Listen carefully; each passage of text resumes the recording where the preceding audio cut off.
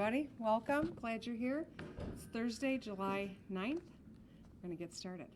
So today I am joined by Lieutenant Governor Garland Gilchrist, Dr. Janae Caldoun, Orleen Hawks, the Director of LARA, Dr. Randolph Rash, Dean of the Michigan State University College of Nursing, and Dr. David Spollinger, Executive Vice Dean for Clinical Affairs at the University of Michigan Medical School.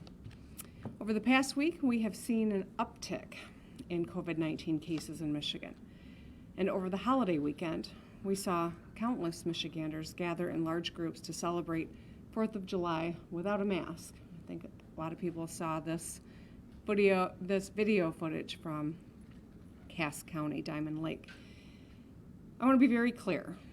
Right now, the law requires that anyone in an enclosed public space has to wear a mask, and that means every store you're going into. And we are reviewing that requirement and considering whether or not we need to take this a step further to strengthen compliance, because we cannot let our guard down. We cannot afford to play fast and loose with the rules. And just look at what's happening with Florida. It took less than 2 weeks for Florida to go from 100,000 to 200,000 positive cases. And the cases there are still climbing. Last weekend, they reported over 11,000 cases in one day. That can happen very quickly anywhere in this country if we drop our guard. Statewide, 1 in 5 cases are patients that are between the ages of 25 and 34. So, youth will not protect you from carrying and spreading this virus to your friends and family and neighbors. We've got to all work together to protect one another. And that means wearing a mask. Masks can reduce the chance of spreading COVID-19 by about 70%. Our heroes on the front lines of this crisis, the men and women who have stayed out there and put their health in jeopardy to take care of the rest of us, they deserve the respect of the rest of us masking up. They wear their masks every day. We should be wearing ours as well. We owe it to them every time we make a trip out to the grocery store or the pharmacy. If we let our guard down, we could see a rapid increase in cases and deaths here in Michigan. That means more people getting sick, and that means more people dying from this disease. For the sake of your loved ones, for the sake of our economy, please mask up when you go out. As we continue to save lives and work to avoid a second wave, I want to again thank those who have stepped up to manufacture and donate PPE. Last month, I worked with the Kingdom of Jordan to secure a shipment that included overalls, masks, goggles. In total, the Kingdom of Jordan donated 650,000 surgical masks, 10,000 medical overalls, and 10,000 sets of eye goggles to the state of Michigan, and we are grateful.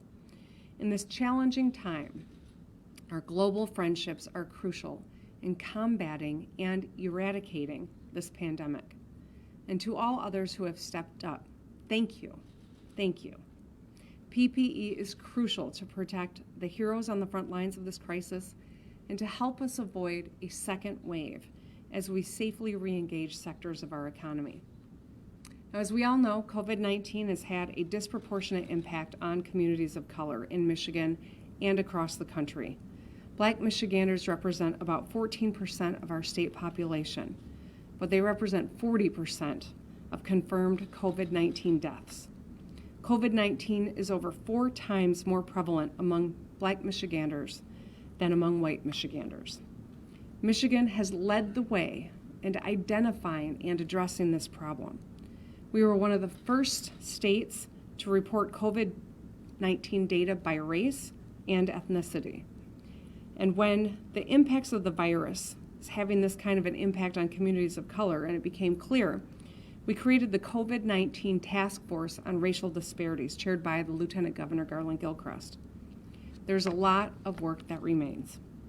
This virus has shined a light on the staggering health disparities Black Michiganders have faced long before COVID-19 ever hit our state. This is something that I discussed earlier this year in my State of the State. The national healthcare disparities record report concluded that white patients received care of higher quality than Black, Hispanic, Indigenous, and Asian Americans. The premature death rate from heart disease and stroke is highest among Black Americans, and Black women are nearly 4 times as likely to die during childbirth than white women. That's why I announced that I'm working with Michigan's medical community to address this. I've asked our medical partners and universities to incorporate implicit bias training into their curriculum so that as people of color seek health care, they'll be treated with equal dignity and respect, which will yield better outcomes. Dr. Rash will be heading up this effort. And today I signed an executive order requiring all healthcare professionals to undergo implicit bias training to obtain or to renew their licenses. Specifically, the order directs the Department of Lara to begin implementing rules and to include implicit bias as a part of the knowledge and skills necessary for licensure in Michigan, for registration and renewal of licenses and registrations of health professionals in our state. COVID-19 has had a disparate impact on people of color due to a variety of factors, and we've got to do everything we can to address this.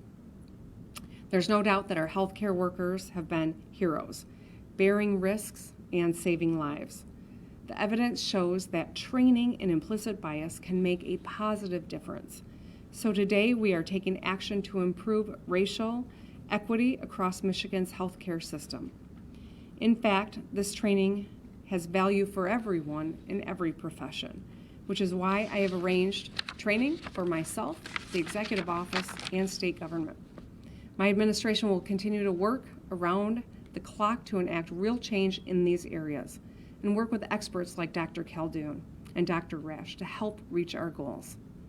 We have an opportunity to make Michigan a national leader in addressing health disparities.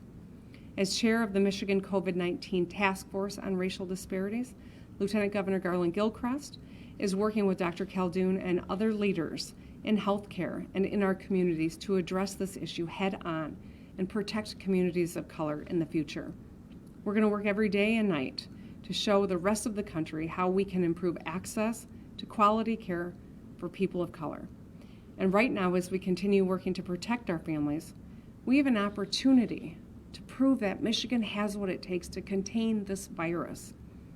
Michiganders are tough. We stepped up. We took aggressive action against COVID-19, and we led the nation in bending the curve and saving lives. We've done hard work and made great sacrifice to get to that point. We cannot let it go to waste. Every one of us has to continue to do our part. To those of you who are watching, tell your family and your friends and your loved ones and your neighbors to mask up when they leave the house. Spread the word on social media. It's going to take every one of us working together to turn this around and to make sure that we are able to lead. We did at one point. We know what it takes, and we've shown we've got what it takes. Let's muscle up, mask up, and double down on doing what we need to do to lead. With that, I'd like to hand it over to the Lieutenant Governor, Garland Gilchrist.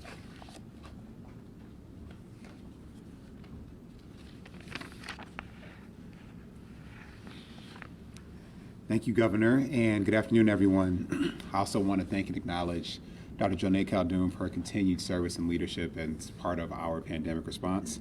And I also want to thank the guests who have joined us in today's announcement, Director Orleen Hawks, Dr. Randy Rash, and Dr. Spallinger from the greatest university in the history of the world, the University of Michigan.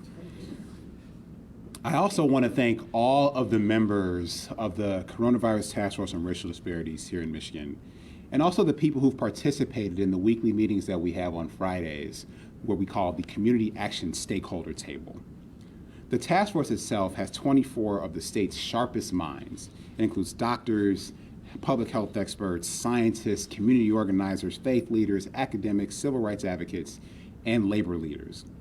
We have an opportunity to use this very diverse and representative task force to introduce policies, practices, and programs that can have a positive impact on the lives and on the social determinants of the health of Michigan's residents. After Michigan saw its first confirmed cases of COVID-19 on March 10th, we had to make quick decisions about what data to collect and what data to report. We are one of the first and sadly remain one of the few states that does report out our cases and deaths by race and ethnicity. That is in part because our state understands and recognizes the need to make informed decisions driven by the best data and information. I'm a computer engineer. I'm a scientist by training. And I knew that before stepping into government, I know that the facts have the power to tell us when there's a problem, how we can solve it. If we didn't collect data in a comprehensive way, we wouldn't even be positioned to be able to find comprehensive solutions to address the problems. And that is one of the ways how racial disparities continue to persist. We know that generations of racial disparities and inequities have had a detrimental impact on the lives of people of color across the country. The coronavirus pandemic has shown that this inequity is particularly and dangerously true, especially in the Black community, where the health of our friends and family has been disproportionately impacted. This has visited me personally, that unfortunately I've lost 23 people in my life to this virus. As the governor alluded to, in Michigan, still 40% of the cases, 40% of the deaths, have been amongst Black Michiganders, representing just 14% of the population. Other states are experiencing this similarly disturbing trend in their data. And that is why we have been taking immediate action as a task force to deal with this racial injustice and also hopefully serve as a national model how we can connect the short-term interventions to long-term action to reduce these disparities. The struggles, the challenges that we are facing in this pandemic, the systems that have led to those struggles, they don't have to be here. They were not ordained by God. Instead, they were designed. They are the result of decisions and the choices that people have made over years who have been indifferent to the challenges that communities of color face. But what this does mean is that we have an opportunity, those of us who are working and living and leading today, we have the opportunity to be that different set of people that make a different set of choices, that establish a new set of systems and a different framework and a different paradigm that can lead to a different set of more equitable outcomes. We have the ability to challenge and change systems and overcome and eliminate these disparities, the inequities, and the struggles that too many people face. Just like every other challenge that the people of Michigan have faced throughout the years, we can force change and come together to create solutions. I want to specifically address again the communities of color who have been fighting this so hard and who have been hit the hardest in our state. I talked about the personal loss that I've experienced, but the personal nature in that is something we need to remember when we're making decisions. People who pass away are not numbers. They're stories. They're husbands, wives, sisters, brothers, nieces, nephews, friends, colleagues. Their legacies were cut short, but there's something that we can do about it, that we can work in their name. When Black people have been disproportionately impacted by racial disparities for generations, but we can't solve this discrimination overnight. We do, however, have a responsibility to act right now. And when our government takes the health and safety of all people seriously, we have a good shot to make tremendous progress. This begins with recognizing and treating every person. When we look at treatment, we need to realize that implicit medical bias can be interjected at any point when someone has to make a choice or a decision. The task force took immediate action to make sure that medical providers were aware of how this disease is impacting racial and ethnic minorities. And one of the first actions was a letter from Dr. Jonae Caldoun, which recognized that all of us, as she said, have implicit biases, and the difficulty is that we don't realize when we have them. Assumptions about individuals and groups can cause medical providers to not use a patient's individual circumstances or objective data to guide clinical management. This simple reminder can help save lives immediately so that families like the Gambro family in Detroit or the Bradley family in Grand Rapids wouldn't be turned away from the testing, the treatment, or the care that they so desperately needed. The existing health disparities highlighted during the coronavirus pandemic have made it clear that there is more work to be done to ensure that people of color have the same access to quality care as everyone else. So today, we are taking that reminder statewide by directing the Department of Licensing and Regulatory Affairs to begin developing rules to include implicit bias training in the licensing and registration of healthcare professionals across the state of Michigan. And by providing that awareness to healthcare workers on how to recognize and mitigate this implicit bias, we will help them carry out that mission of providing the best healthcare to every single patient that they serve. Under the leadership, and frankly the partnership, of Dr. Khaldun and Governor Whitmer, Michigan has been recognized as a leader amongst states in this crisis. I hope that our leadership shown by establishing and implementing the recommendations of this Racial Disparities Task Force and continuing its work going forward will be a beacon of light for other states to emulate so that they too can address the disparities that exist in their respective communities. We've already recommended a great deal of actions that the state has taken thus far to reduce the risk of infection and mortality rate in communities of color. That includes expanding the testing protocol and availability in ways informed by ethnic and racial community impact, as well as using the Social Vulnerability Index. That also means enacting a non-discrimination policy for treatment by emergency executive order. That's included scaling innovative models for delivering care, such as flexible mobile testing units in partnership with Ford, Wayne State, and Access. And also using navigators and other volunteers to connect people to primary care and other services and programs as they await COVID-19 tests or test results. This is not something we can solve overnight, as I said before, but we must do something right now because more and more lives are still being lost here in Michigan and everywhere around the country. The task force is diving into more issues, such as expanding internet access for safe delivery of a wide array of medical and other services. We're looking at how environmental factors, such as air pollution, must be addressed to improve resilience to COVID-19, but also to improve overall health outcomes. And we're taking a broad look at how state tools and programs can be refocused and optimized to address and overcome the systemic racial injustices that have baked inequality into the reality of too many Michiganders. This is our generation's opportunity to confront and right historic wrongs.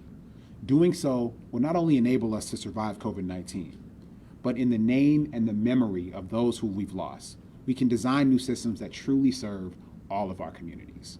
That is our mission, and that is our charge. And with that, I'd like to thank you all for being here, and I would now like to welcome Dr. Jonae Khaldun to the podium for an update.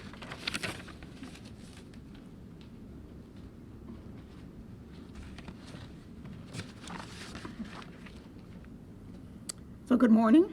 Thank you, Governor and Lieutenant Governor.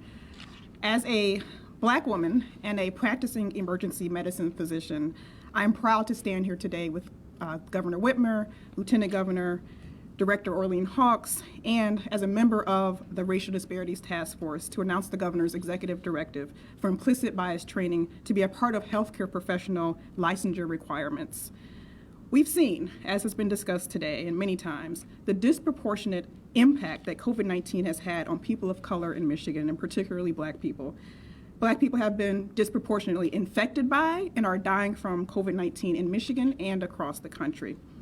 This is the sad truth, but it's in no way a surprise. Black women are 3 to 4 times more likely to die from a pregnancy-related condition than a white woman. A Black baby is 2 to 3 times as likely to die before their first birthday as a white baby in the state of Michigan. Healthcare disparities and inequitable access to opportunities to be healthy are unfortunately something that has existed in this country for centuries. These disparities cannot be explained simply by differences in skin color or genetics. A disproportionate number of people of color live in poverty due to historically discriminatory policies in this country. And during the COVID-19 pandemic, this means they've had to disproportionately leave their homes to go to work because they were deemed essential. People of color are more likely to live in multi-generational homes or crowded housing, where isolation and quarantine are more difficult to do.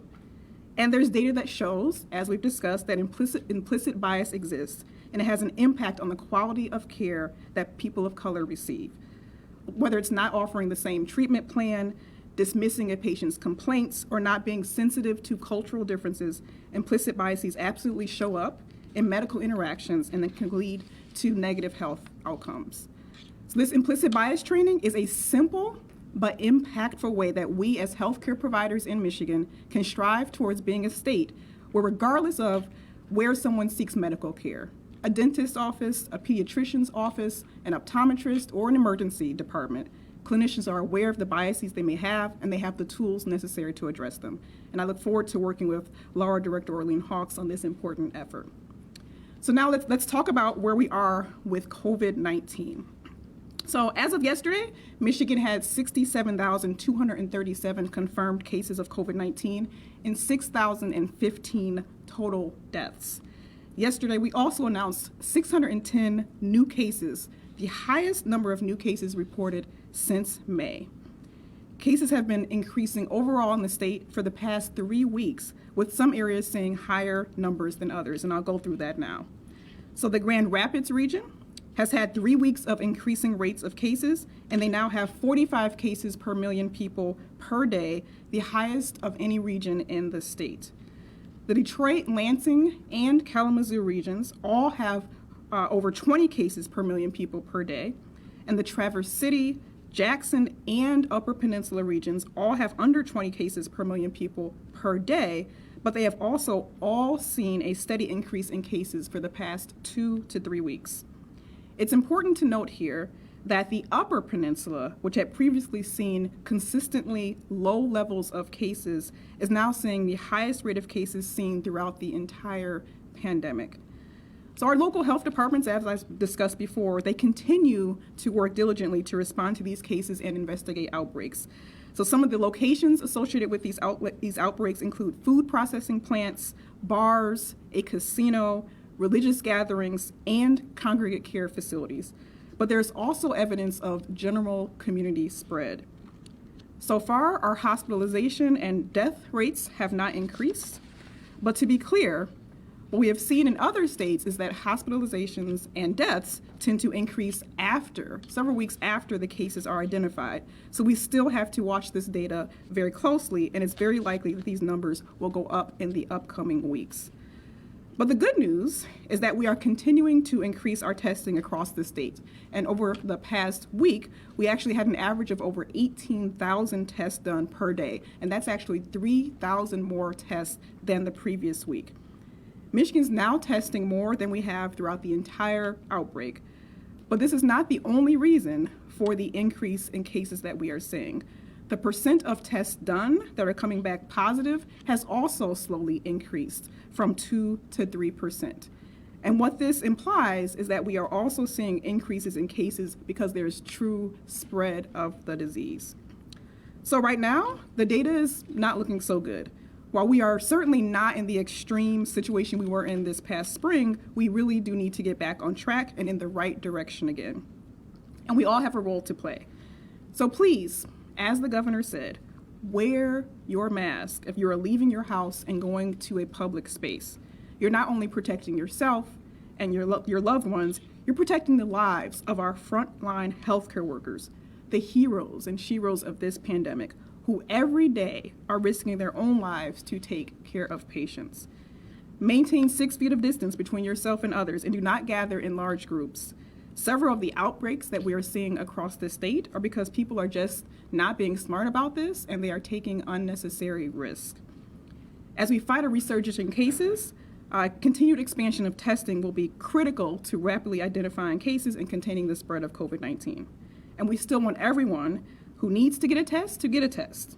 So if you're working outside the home, I'll say this again, if you're working outside the home, if you're interacting with people outside of your household, you should get tested. If you or someone you've come in close contact with is sick, you should get tested. And you can go to our website at www.michigan.gov/coronavirus test to find a site nearest you. And you can also, because of our partnership, call 211 and they can help you get tested as well. Contact tracing is also one of our most important tools we have during this pandemic, and I've talked about that before. Our local health departments have worked tirelessly to investigate every COVID-19 case and identify who they may have come in contact with. So every time we identify a positive case, our contact tracers have been successful about 80% of the time in making an initial attempt to contact someone within 24 hours of identifying that positive test. We are successfully able to reach someone, meaning that they actually pick up the phone when we call, about 60% of the time.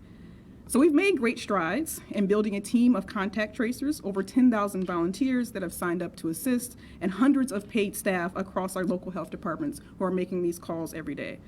But our greatest challenge right now with our contact tracing is that our public health staff often do not have the correct telephone number, or people who we are calling are simply not answering the phone.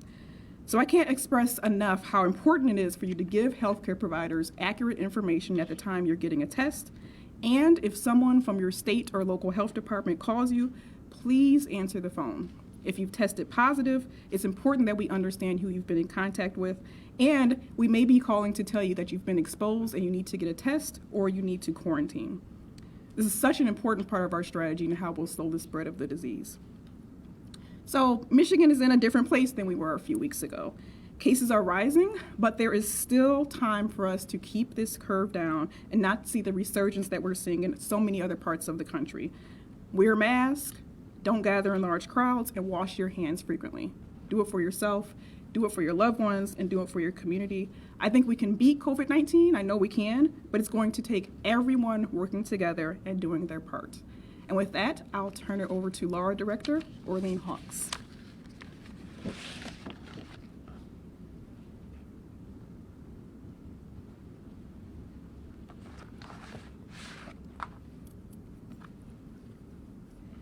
Thank you, Governor, Lieutenant Governor, and Dr. J for your leadership on this critical health issue.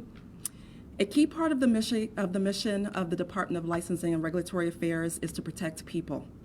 COVID-19 has brought that mission into clear focus as we continually work to protect those who rely on our licensed health professionals.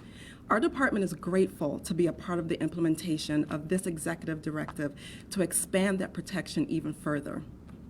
Likewise, it's been an honor to serve on the Michigan Coronavirus Task Force on Racial Disparities, a wonderful, insightful group of people dedicated to making recommendations in real time to reduce the immediate risk of exposure and disparate mortality rates of COVID-19 on communities of color. While the work of the task force is far from over, Laura is ready to begin the process of working with Michigan health professionals to confront this issue head on. Our department licenses and regulates nearly 2 million entities and individuals. This includes 26 occupations which are governed under the Public Health Code and corresponding administrative rules.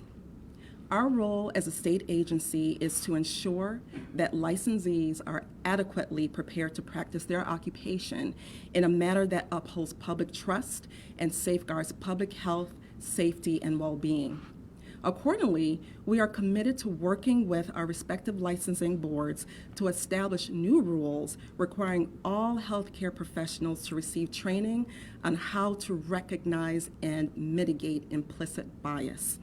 This truly will be a collaborative endeavor that is purposed to enhance the knowledge base and skills necessary for health professionals to be licensed in this state. I have full faith in Michigan's healthcare workforce. They are as dedicated a profession as any, and we are proud of the world-class care that they deliver every single day. Some of Michigan's healthcare systems have identified this need and are already addressing implicit bias in the healthcare setting. Laura supports these efforts and the leadership that is being demonstrated on this important issue. We know healthcare providers and professionals strive to deliver the best care to their patients, and this step is our way of supporting their vocation. Understanding while technical knowledge and clinical skills should always be held to the highest of standards, it is equally important that health professionals understand the ways in which they view and interact with communities that they serve. It is our expectation that these efforts will ultimately underscore the commitment of the healthcare workforce to understand and address implicit bias. As a result, we anticipate improvements in quality of care, relationships with communities, and ultimately better health outcomes. The implementation of new rules is not a silver bullet, and we understand that. However, it has become clear that this is a significant step that we can take to promote health equity and eliminate health disparities amongst Michigan's communities of color. Again, I want to thank the leadership of the Lieutenant Governor, the Governor, and Dr. J. Our LARA team looks forward to working with and engaging with stakeholders and licensees as we come up with solutions to make important changes in the way that we deliver care to all Michiganders. Thank you.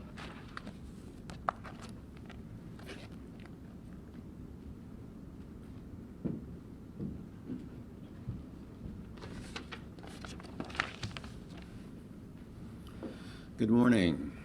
First of all, I want to say what a privilege it is to be here, and I want to thank Governor Whitmer and Lieutenant Governor Gilchrist for the leadership that they've done for our state. And you heard what we are like compared to other states. The particular leadership. Oh, I'm Randy Rash. I'm Dean of the College of Nursing. Sorry.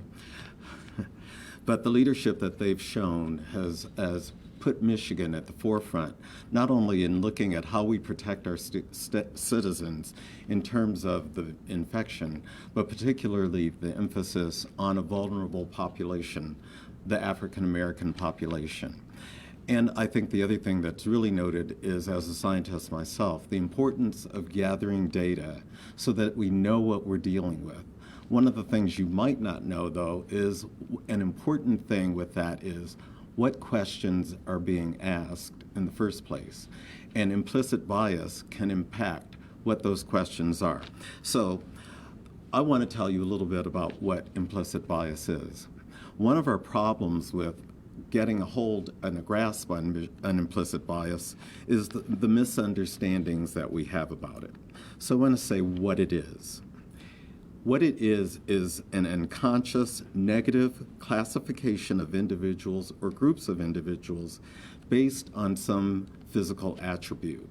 What we normally hear more about is race, but it can be gender, it can be what we perceive the body weight should be, it can deal with what we think is attractive and not attractive. And then the key piece is that based on that unconscious thought about how we think of people, we make a decision, we make decisions, and we act on those decisions, not recognizing that it's based on something that we don't really understand. What it is not, and this is part of the problem that we have when people hear the term implicit bias, because it's so frequently associated with race, it has the implications of thinking that you're accusing someone of being a racist. But the key to implicit bias is that it's unconscious. But because it's unconscious, still, it doesn't prevent negative thoughts, unconscious thoughts, and actions based on this. The importance of implicit bias is that by nature, all human beings have implicit bias, and we all make decisions based on that. Part of the reason is I'm going to say a word, evolutionary. It's how we protect ourselves from danger. But I want to give you some examples of what it means that we all have implicit bias, and so I'm going to share some personal ones. You can see that I'm a black male. I've always been one. Years ago, I remember walking down the street after work. I always did that as exercise, and I saw a young black male ahead of me. I remember it now. It was a gift for me for this to have happened to me, because when I saw him, I crossed the street. And several moments after I crossed the street, I thought, what is that about? And in that moment, I realized that I had crossed the street because I was afraid of him. It was something that I developed unconsciously because growing up, I know that African American males are some of the most loving, affectionate people on earth. But I had learned unconsciously to fear him. And at that point, I went back across the street. But it began this journey for me. And that's what the issue is for all of us as human beings, but especially as healthcare providers in terms of implicit bias and the work that we do. It is a journey because I just recently, 5 years ago, returned to my home state of Michigan because I lived my adult life in the South. You probably don't recognize it, but we have a certain way of speaking. And we have an accent that we all grow up to learn and love. It's what we grow up with. I had spent my adult life in the South. When I came back to Michigan, it was a shock. When I interacted with people, when they spoke, I literally felt like I had been attacked. And I had to remember, oh no, I know these people. That's not what this is about. And I began to realize I was making an unconscious decision about that. So the importance of implicit bias, and especially for healthcare providers, is it is important for us to be aware of our biases. The problem is that it's unconscious. I shared my story because I was privileged early on to realize that, but most of us don't. And I still have blind spots that I'm probably biased about and just don't know them. What implicit bias training does is it trains you to know what those are and begin to look within yourself about those kinds of biases that you have. A part of that training, though, also are surveys that you complete that help you specifically see what your biases might be. And once you see that, then you can begin to, on your own and with support, begin to deal with those biases. And for us, it's especially important in how we gather a history, how we do physical examination, how we make decisions about that data, and how we use that to work with patients to develop the best health care that they need. And I say it specifically that way because implicit bias means that because of how you think of someone unconsciously shapes how you get that history, how you decide what physical examination to do, how you decide which tests to run, how you decide what plan of care you develop for that person. So it is extremely important for healthcare providers.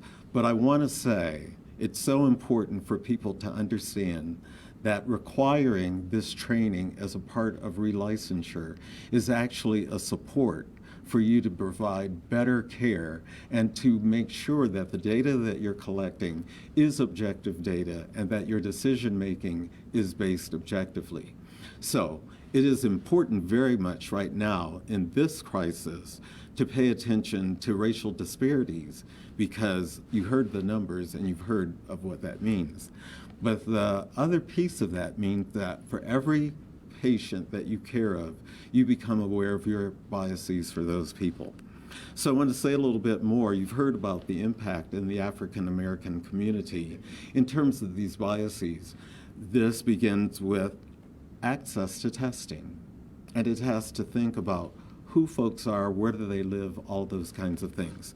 People who are primarily have a socioeconomic status is less than what we would prefer and are considered essential workers have to go to work. They often don't have their own vehicles, which means they have to get on a bus or other accommodations. To get the health care, that's true as well. We have communities where to get to a primary care provider can involve an entire day. And so that becomes a barrier for those kinds of care. That's especially true right now with this pandemic.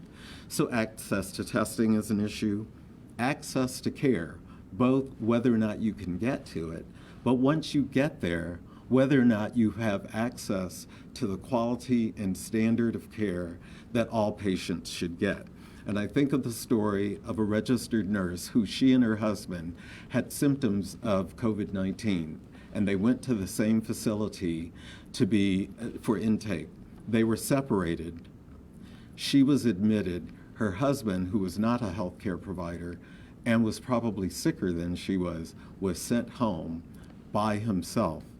And she could see the difference, and probably part of it was she knew she was a nurse. They were both Black.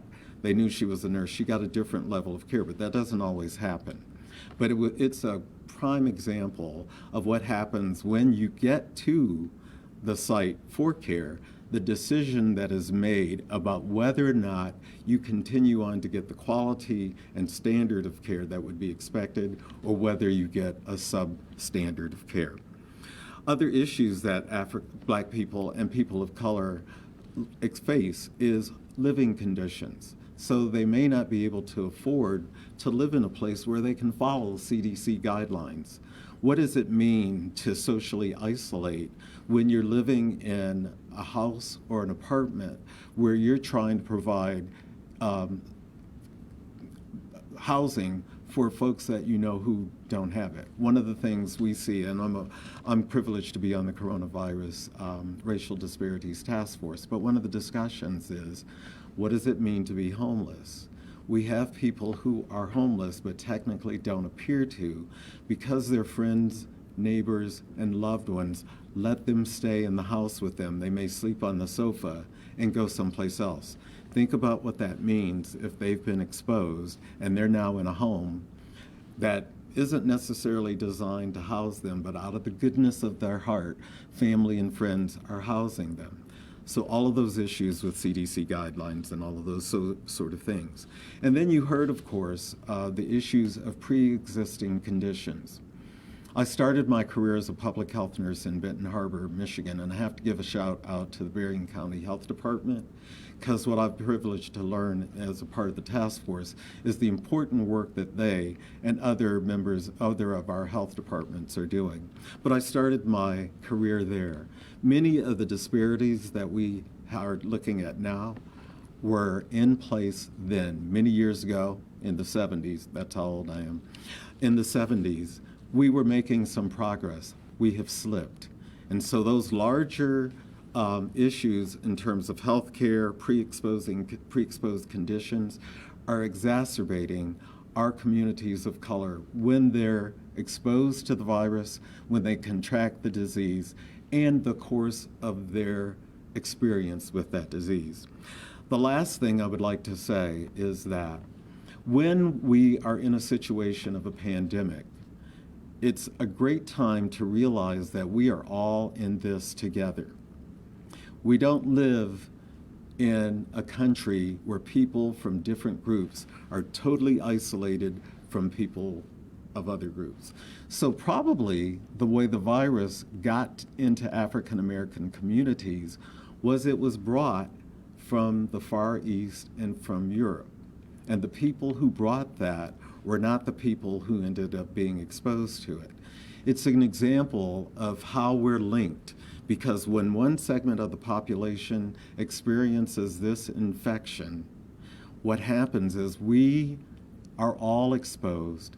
It is about the health of all of us. So it's not, I would say it's not a selfish thing from my perspective, being a Black male, to focus on the African American community, because in the end, the health of that community and communities of color has an impact on the broader health of all of the community.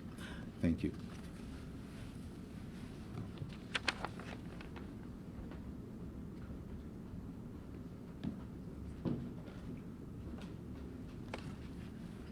I guess it's good afternoon. Thank you for being here today. I am Dave Spollinger. I am president of the University of Michigan Health System and executive vice dean of the medical school. And I was invited here to talk about our experience in implicit bias training. Implicit bias training is designed to examine our unconscious bias and how it can affect our perceptions, our decisions, and our interactions. It's an educational tool designed around the fact that unconscious mind is a powerful and intrinsic force that ultimately shapes our behavior, our actions in our everyday lives. At Michigan Medicine, we have had unconscious bias or implicit bias training now for a little over 2 years. I am happy to say it is not mandatory at this time, but we support the directive that is being proposed here. But we have had 14,000 of our 28,000 faculty and staff go through the training, and another 4,000 have gone through bystander intervention training. Through this course, our community has learned to examine their backgrounds and identities, to interact more authentically with coworkers, patients, and the community. We discuss how the brain functions to understand how unconscious bias is a natural function of the human mind, identify patterns of bias that influence important decision-making processes in our health system. And we confront internal biases and practices with conscious awareness, practice strategies to create and systemically change the workplace. Implicit bias raises self-awareness and sparks conversations among the participants. And along with other interventions to address behaviors, it enhances professional and personal effectiveness both on and off the job, and while positively influencing personal and organizational culture. Understanding and mitigating bias is a lifelong journey. Implicit bias training is a first step in that journey. We fully support this measure being proposed, and we thank Governor Whitmer and Lieutenant Governor Gilchrist for their leadership in trying to address the disparities in health equity in our society. Thank you.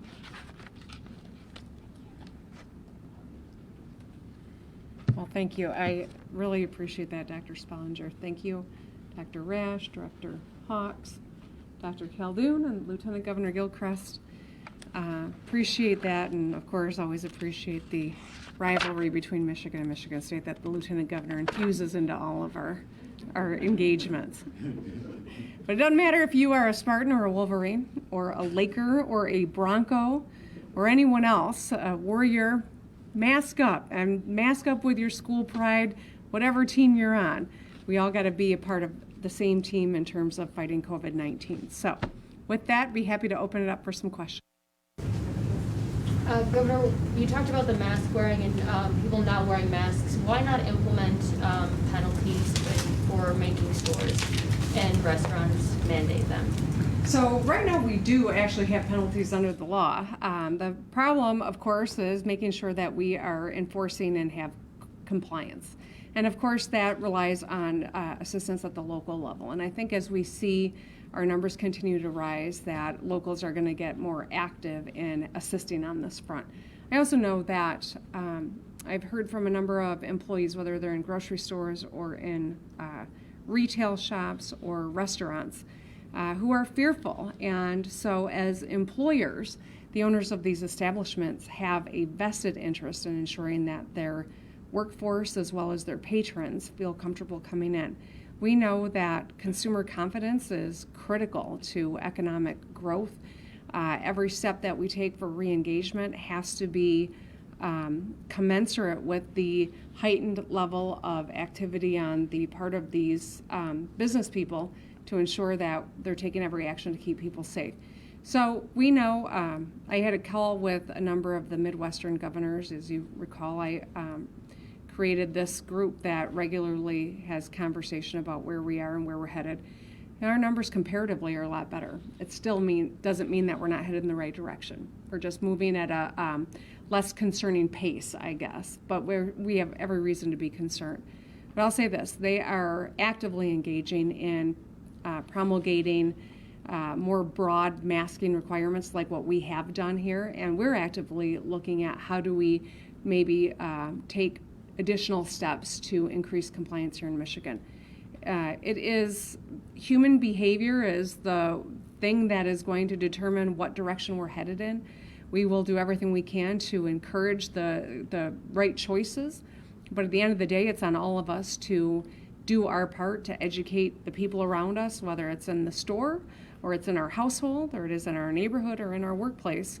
We've got to implore one another to step up and to do the right thing. And Michiganders are smart, we're tough, we can figure out how to do it politely, but also forcefully, because it's on all of us. If we're gonna get our kids back in school in 8 weeks, we've got to at least stay in phase 4, if not move into phase 5, and on the trajectory we're on, it's very much in question.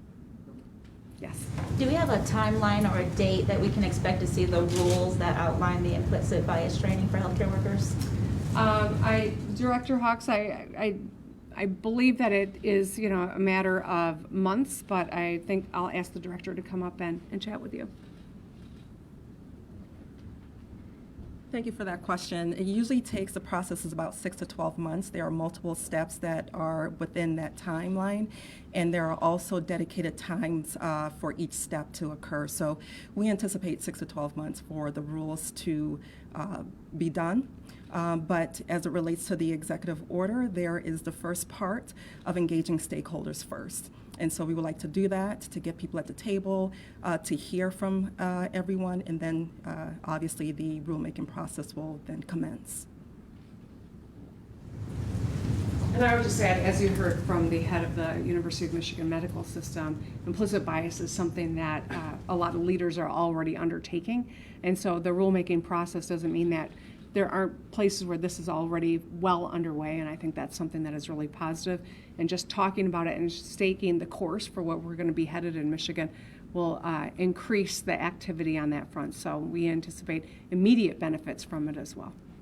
Yeah, Rod? Yeah, Governor, in terms of stepping back or rolling back, what's the line of demarcation? What would happen in the state of Michigan that we would regress, and what would that be? Deaths, cases, and what would that look like? Are we looking at going back to phase 3?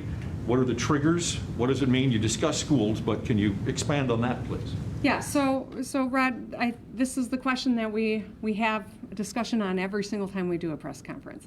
People want to know, is there a specific number we get to before we make the next step or we take a step backward? And I understand that that's a question people want to understand. There's so much uncertainty. There's so much anxiety. There's so much unknown with this novel virus.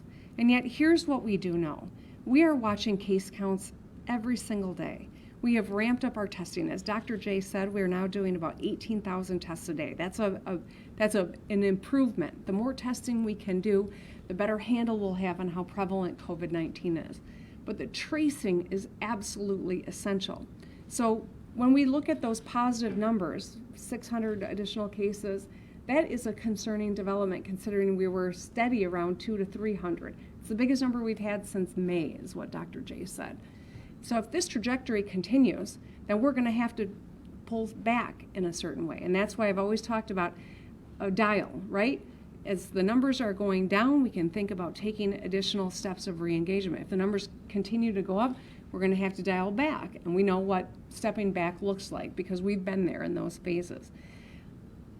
The reason we can't give you a magic number for turning that dial one direction or another is because context matters.